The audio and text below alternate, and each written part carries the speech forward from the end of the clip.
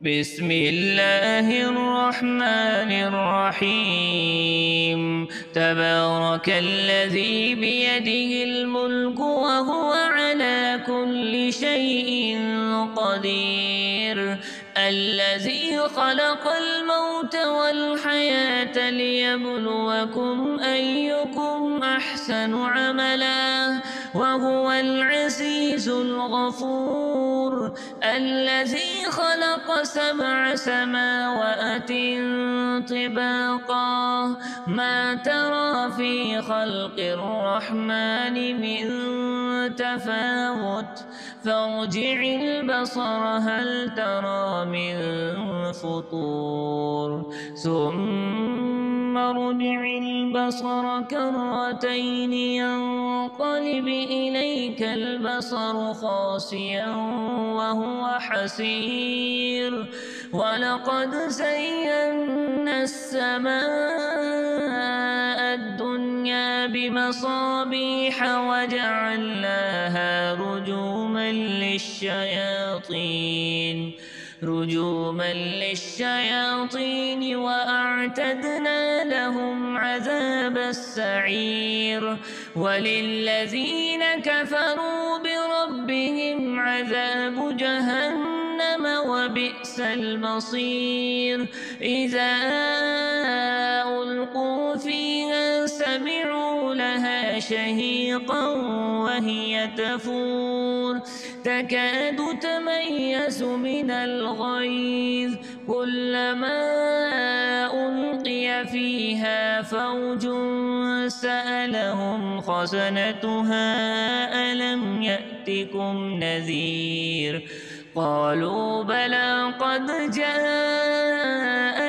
نذير فكذبنا وقلنا ما نزل الله من شيء إن أنتم إلا في ضلال كبير وقالوا لو كنا نسمع أو نعقل ما كنا في أصحاب السعير فاعترفوا بذنبهم فسحقا لأصحاب السعير إن الذين يخشون ربهم بالغيب لهم مغفرة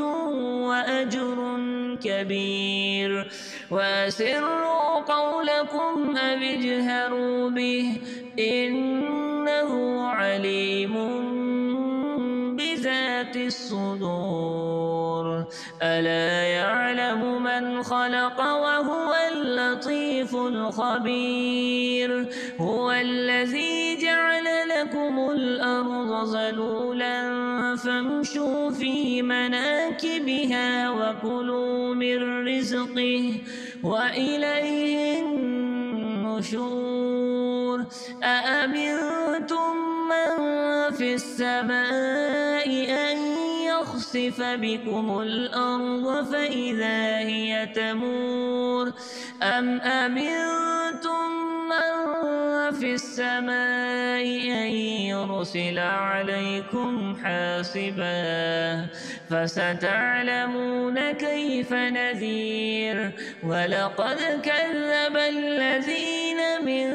قبلهم فكيف كان نكير أولم يروا إلى الطير فوقهم صافات ويقبضن ما يمسكهن إلا الرحمن إنه بكل شيء بصير أمن هذا الذي هو جند لكم ينصركم